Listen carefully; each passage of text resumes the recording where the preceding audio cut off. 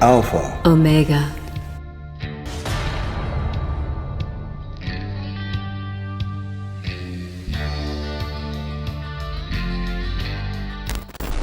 Frater Faust says, I see conversation in the private Facebook group about LBRP, Lesser Banishing Roots of the Pentagram, and Kabbalistic cross in circumstances where you cannot physically be as loud as you normally would in other moments. My instinct says to lean into the astral and imagine it being as loud as possible when calling God names, etc. Yet I see a lot of conversation about everything being super by the book. What are your thoughts in practicing these things in more physical silence, but in more astral power? It's possible to do the rituals just vibrating the names inwardly. But remember that physical vibration has a real energy. So when you're vibrating the cells of your body with your voice, you're actually doing something. And when you take that out, you're taking part of the power of the magic out. Yes. You need to be physically engaged in order for magic to work. Magic requires the tool of your physical body. All the electrochemical salt water sloshing around is important, and it helps move the energies. And as you project these sounds, let me start with an example. Mm-hmm.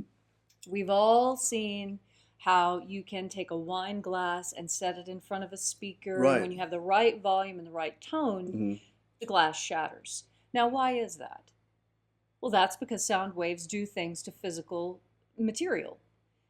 Do you see why I give you this example? If you are not doing the actual vibrations, then there's no chance that you're going to cause anything to break or even to shift within yourself at a physical level. So, although it's good, it's all right occasionally to vibrate inwards, it's really necessary to do it externally. It's really important. It's really important that Sit you do it in externally. your car and do it. Right. Now, that's the next thing I wanted to talk about. First of all, yes, if you have no other alternative and you have to do it inwardly, you can do it. I've done middle pillar on the subway before. You know, of course you can do it. It's not as powerful, but it certainly can be done. Now, with that said, you do have a couple of other possibilities. One of them is to go like to a park or something like that and see how that works out. Yes. I mean, you see a lot of Chinese doing Tai Chi Chuan in parks all the time. Well, oh, sure. Ritual magic isn't all that different. Right. It doesn't have to be hidden away in the temple closet. No, and since you don't actually have to use the dagger, you can use your finger instead. There's no Right. sort of violation of any town codes that could be possible. Exactly. They don't have a problem with you sticking your finger in the air, I hope. Right, right. So, I mean, these are things that it's just the way it is. And there are different options. For example, Yes. another alternative is when you live in a house that's in close quarters, you've got nowhere really where you can practice magic. What about your car? Like Leslie said. Right. A car is a great idea. In a car, you can make all the noise you want and you bother nobody but yourself. That's right. I mean, no more bothering anyone than you are with the radio when it's turned up loud on bad music. Right. You know, so I mean, so these are your options. That's a very good question. Thank you very much for asking that. And it's an important one because, you know, I notice a lot of, especially the beginning students, when they're Right. first starting, they're very cautious. They're almost afraid of their own voices. Right. They get very, very caught up in minutia and excuses not to do the practice. Right. When in fact, all you need to do is stand up and start Do the vocalizing practice. and doing things. Right. Right. Kyle wants to know, how important is it to get the entire ritual perfect as opposed to just getting it done? Oh, wow. Yes, very good question. It's a very good question. The most important thing is to get it done. Yes. And if you make a mistake, you could start over if you want to. For example, you know, you see our ritual in the morning. You've probably seen it. You've probably been there. That's a lot of names. There are 12 names going around, plus there are 3 opening, 3 closing. And to remember each and every one of those and not make a mistake sometimes is difficult, especially first thing in the morning without breakfast. Yes. We always do that ritual fasting. It gives it more power that way. Right. It inevitably happens while you're doing your ritual practice that you're going to make a mistake. And it happens to me too. If you'll notice, if you've been watching at all those videos, you'll notice that when I do make a mistake, usually what I do is I catch it right there and I correct myself. And then after I vibrated the wrong name, I vibrate the correct one. Yes. It's a way of fixing it on the fly. Very rarely do you need to actually stop the ritual for a fatal error. Right. For example, if you drop your tool, if you fall down, if you trip over your robes and you stumble and fall, that's a good time to Start restart the over. ritual. Because what that shows is that there's either a lack of focus on your part or a need to recast the LBRP for added protection. Right. What is the most accurate vibration of the God name Yod-Heh-Vav-Heh? That is one of the best questions that people have been pondering over for thousands of years. Oh, I know a Buddhist parable that talks about that. Really? Yeah. Well, not vibrating that particular name, but when it comes to the correct pronunciations. Mm-hmm. And the story goes, there was a very enthusiastic student who went to the cave of the most important mystic in his county, and he was determined that he was going to find out how he became enlightened. And so he went to the cave and he sat down and he saw the old man there, and the old man was muttering something, mumbling something, and he listened very closely. He listened very closely. And then he said, "But, Guru, I thought you said it like this." And then he repeated the mantra a different way. And the old man looked at him and said, "Oh, I've been doing it wrong all these years. Thank you so much. I truly appreciate your help." And the young student was flabbergasted. That's it. I'm done here. He got up and he stomped off and he went back to his boat and he's rowing across the lake. He's going to go back to his house. He's very upset. And he looks behind him and he sees the monk walking up to him across the water. And he's astonished. And he looks at him slack-jawed. And the guru looks at him and says, "I'm sorry, could you please pronounce that correctly for me one more time?" That's quite good, actually. So, that being said, have we talked about how important your intention is when you say things? Exactly. Your intention is extremely important. It's really what colors everything.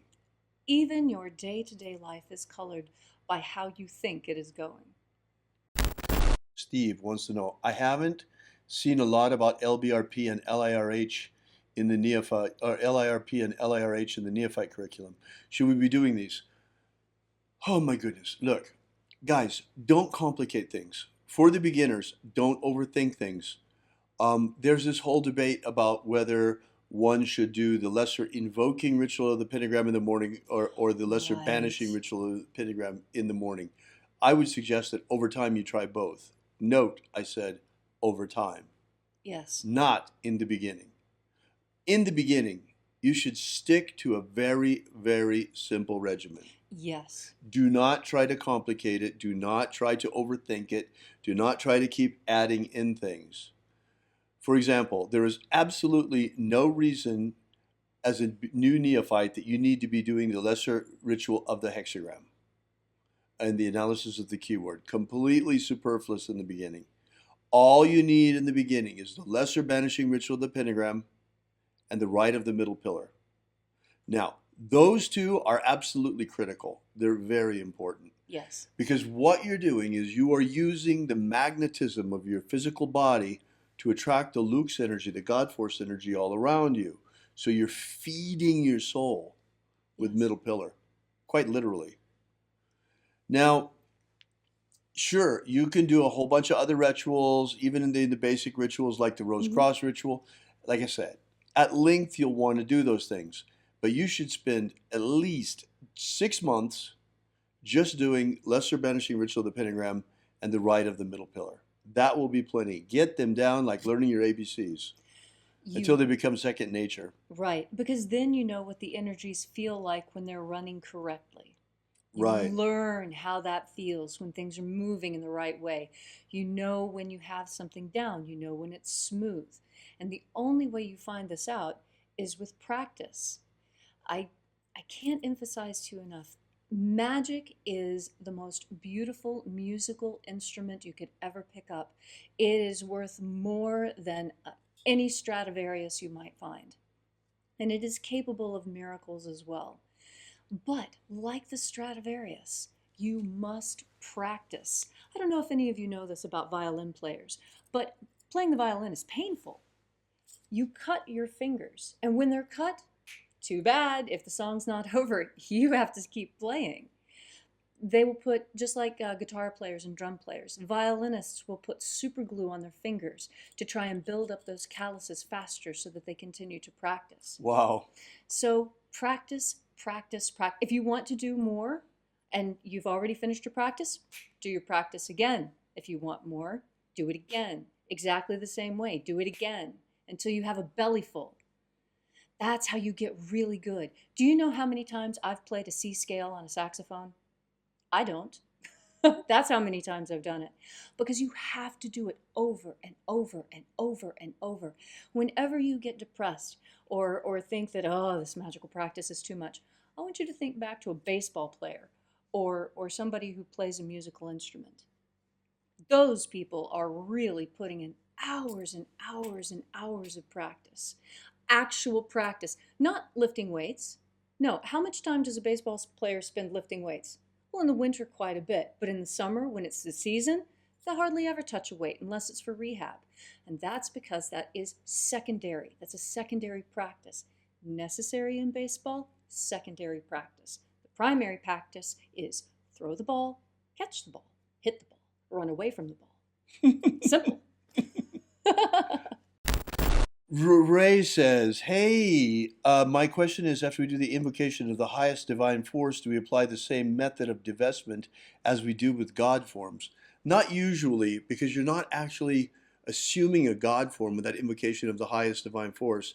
What you're doing is you're actually satisfying the requirement of the Golden Dawn to, in any important magical working, I shall always invoke the highest divine name therewith first. And that's something that was actually copied wholesale by almost every Wiccan group I've ever been around. It's a very, and most pagans don't realize that they're borrowing that from the Golden Dawn. But in fact, whenever you cast a spell, witches will cast spells, right, especially today because it's full moon. And when they do, many neo-pagans will call for the spell to activate to the greatest good possible. Right. And that's going along these same lines of borrowing. Now, here's another thing. Let's make it a little easier for you. Look, it's really hard to do a daily practice and not miss a day. It's really tough. We've been doing it for a little over 2 years now without ever missing a day and live streaming it. So, yeah, we certainly know what it's like. And especially in the morning, it gets awful early in the summertime and awful cold in the wintertime. Yes. But I would recommend that you begin your practice and you do middle pillar once a day, whenever you've got time to do the practice, beginning and ending with the LBRP. Then, in addition to that, you might want to do a quick LBRP when you first get up in the morning, like brushing your teeth. So it's really the best way, and it's the easiest way. But what do you do if you miss a day? Miss a day? Lucky for you, we don't miss a day. So That's right. On the day, and what we're working with in the morning is exactly the same energy, and it's extraordinarily powerful because we're there at the hour of sunrise. Yes. When the sun is fresh. Yes. So what I would suggest is on those days when you just can't make it to your practice, at least watch our ritual that day. Yes. As a substitute. Because that will keep your energetic development going without missing a day. It's as though you hadn't missed a day. And it's something you can do while you're standing in line at the checkout. Right. Because it only takes 20 minutes to watch us. Sometimes 25. It depends on the day. On the day, if one of us gets inspired. Usually about 20 minutes, 15 to 20. Which is about how long any daily practice should take. And middle pillar might take half an hour. To do the LBRP, middle pillar, LBRP closing, 30 minutes is about a minimum, 30 to 45 altogether. And when would you suggest the new practitioners start doing the Kabbalistic cross? Immediately. Good. You'll notice that I didn't mention the rite of the Kabbalistic cross, and there's a reason for that. The reason I didn't mention the rite of the Kabbalistic cross is because it's part of the lesser banishing ritual of the pentagram. Yes. You do it at the beginning and the end. Now, the rite of the Kabbalistic cross is like the very first thing you're going to learn together with the grade signs, the neophyte grade signs. Now, the rite of the Kabbalistic cross, the purpose of that ritual is to center yourself inside the light around you. So you're vibrating light from above to below, from right to left, and around. For the morning ceremony, is it necessary to have a pre-LBRP set into motion beforehand? Okay, good question. I always recommend that students do an LBRP always before doing the middle pillar, because you're setting up a protective circle around yourself. Yes. So you're safe, because the middle pillar is huge light, creates a huge light on the inner planes. And it's like at night, if you leave the door open and you've got lights on inside, you're going to attract moths or bugs. Or coyotes. Or coyotes, right. So it's better to always cast a circle first by doing an LBRP and then do another LBRP at the end to banish anything that might have been attracted by the ritual. Yes. All right.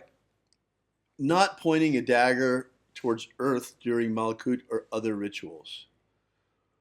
What is the correct way? I was taught by Chris Menostra never to point a dagger toward the earth. Now, after many years of practice in the Golden Dawn, I question that. I think that was a judgment call by Regardi, and I think he might have been wrong. You see, this idea of never pointing something toward the earth actually comes from the second order, and it comes from the lotus wand. Yes. You know, the lotus wand, they say the light end of the lotus wand should never be pointed toward the earth. Only the dark end. Well, there are two ends of it. Yes. There's the light end of the dark end, and you use the dark end to banish and the light end to invoke as well. Yes. So there it makes a lot of sense. But when you're doing the Kabbalistic cross and you're bringing the light from above to below and then from side to side, and you're actually projecting that light downward, it doesn't make sense to have the dagger at the level of your sexual organs pointing up and catching it there. It makes no sense at all. No. I say like this and all the way down. Yes. And then here. So there's a couple of different ways to do it. You could go like this, the way that Regardi says, hold it up. But I would suggest you take it all the way down, and then you touch your shoulders. So the other thing you could do is you can go all the way out, so that you see.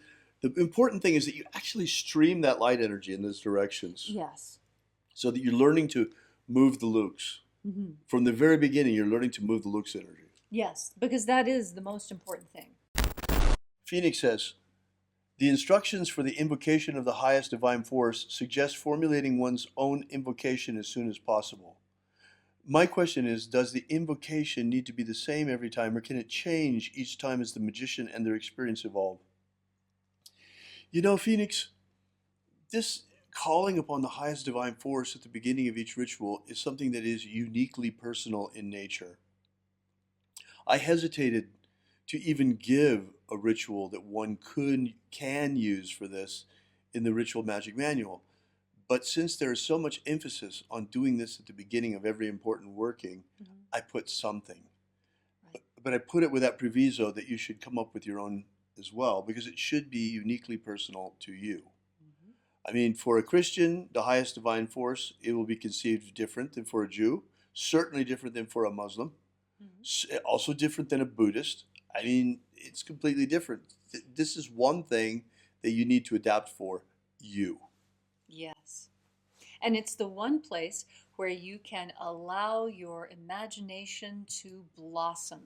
All the impulse that you had to do new workings inside the LBRP and improve this of the LIRH finds its manifestation in this ritual. Now, all of these questions are very good, but there's a tendency, not saying that it's you, but we all have the tendency to continue to study, to stay in our head, to keep learning more, to be asking intellectual questions, and the more complicated, the better. Right. And then if this is not complicated enough here with the ritual of the pentagram, let's grab the rose cross ritual. And put it in. Yeah, make it even more confusing. Yes. So that it's complicated and complex. The problem with that is you wind up so often becoming nothing more than an armchair magician.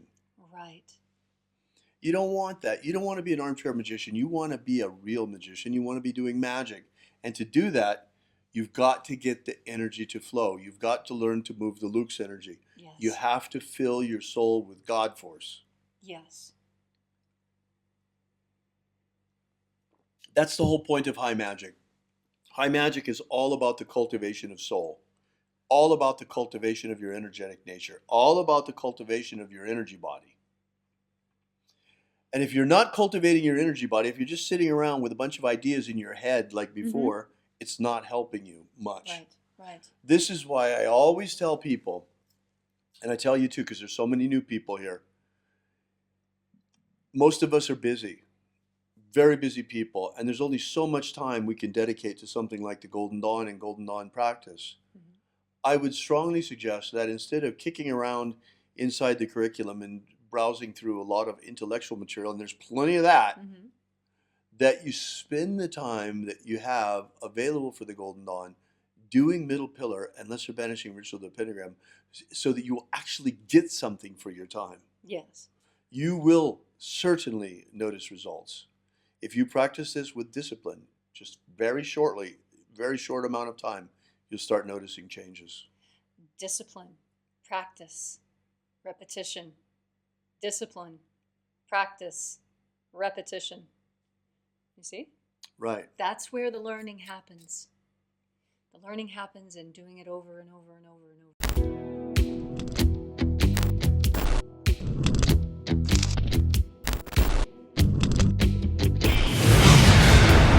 Have you ever wanted to gain real magical abilities so you can become the master of your destiny? Do you wish you could get the ancient secret key for free so you can build the life of your dreams? If you've wanted more out of life, to become all that you can be, physically, romantically, financially, spiritually, then you need to take action and get this right now. That's right, and for free, but it won't be available for much longer. So go right now to thescienceofmiracles.com and get started. Achieve the prosperous life you want for yourself. Gain ultimate life mastery. Are you familiar with the Rosicrucian with what's his name? He's popular in the States. He's the president or the Emperor. Imperator. The president. Emperor. Imperator. From the Golden Dawn. What's his name? Oh. David Griffin holds this position as Emperor. Imperator. David Griffin. David Griffin. David Griffin. David Griffin. David Griffin. Have David Griffin. I saw an email yesterday that he sent out about, there's a magical war going on. The Mage War. Demons of the infernal realm. All of them. There is really a magical war going on. The Mage War. There is a guy called David Griffin who is heading all these magicians. David Griffin is S.L. McGregor Mather's present successor. David Griffin. David Griffin. David Griffin. David Griffin. I'm Golden Dawn Imperator David Griffin. David Griffin. David Griffin. David Griffin. David Griffin. And David Griffin. There's a magical war going on. So there is really a magical war going on.